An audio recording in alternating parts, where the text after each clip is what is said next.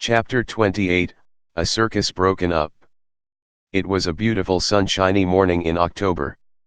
Brother Yates and I were holding a meeting in Louisville, Arkansas, and this morning we decided to take a walk through the city. As we were wandering about, we came to a well-beaten country road, and as we passed over the railroad tracks, we noticed they were unloading a circus. We said to Brother Yates, "This will never do. God is displeased. This circus will draw the crowd or part of it that we ought to have in the tabernacle meeting today. The young people, the boys and girls especially, will be so anxious to see those elephants, lions, panthers, and the other wild animals, that they will go there instead of to the meeting." My soul was troubled, my spirit was pressed, when strangely the Holy Spirit whispered in my heart, "Is not the same God who rolled back the Red Sea and gave Israel a dry path, who rolled back the waters of the Jordan and gave Israel a dry footing, is not the same God, who quenched the fiery furnace, who locked the lions' mouths, answered Elijah's cry in Mount Carmel, is not he able to stop the circus?" Yes. So tenderly the Holy Spirit whispered, "Cannot you pray clear through? Cannot you get a grip upon God? Cannot you place your face between your knees? Will not God answer your heart's cry? Is he not the same yesterday, today, and forever? Before he calls I will answer. Dare to trust him.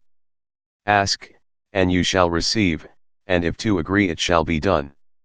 We turned our steps homeward, or rather to our room, and went before God in earnest, protracted soul agony. There was a crushing burden on our hearts. We felt that God would be true to his promise if we could get hold of that promise and make it ours. Somehow, the Spirit pressed us more and more, urging us on, urging us to pray and helping us to take hold on God. Finally, from the depths of our spirits, we began crying, "Lord, send a cyclone. Lord, send a cyclone. Tear up that circus tent, teach these godless church members a lesson, open their eyes and help them to see their sin, help him to see what it means to leave a meeting with altars crowded with broken-hearted seekers and go to a circus." The more we prayed, the more we wanted to pray. We could not let go the horns of the altar. It seemed we had to pray until we prayed clear through, we had to pray until we heard from the God of heaven, we had to pray until the answer came. After a time, Brother Yates said, "I must go to the tabernacle and practice some new songs," but the Holy Spirit kept us on our faces and we continued to pray. Just before noon, God gave us a wonderful, glorious vision.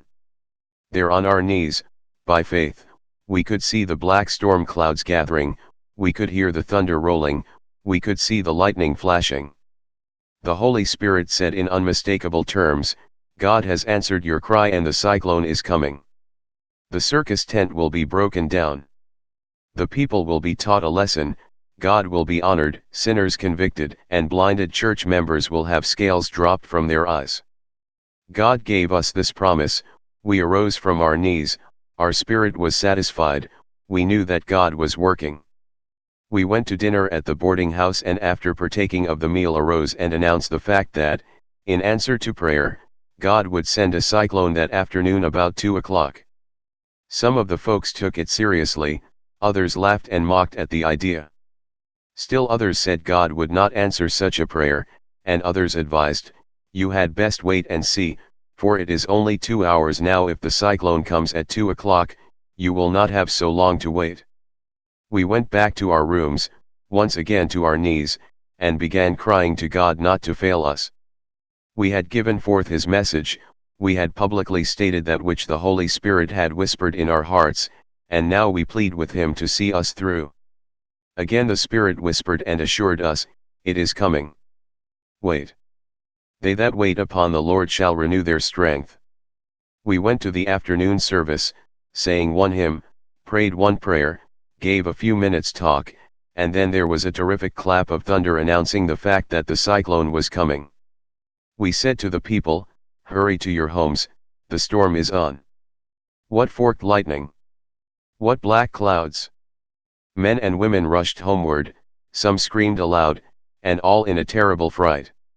It was an awful hour, the circus had just been opened.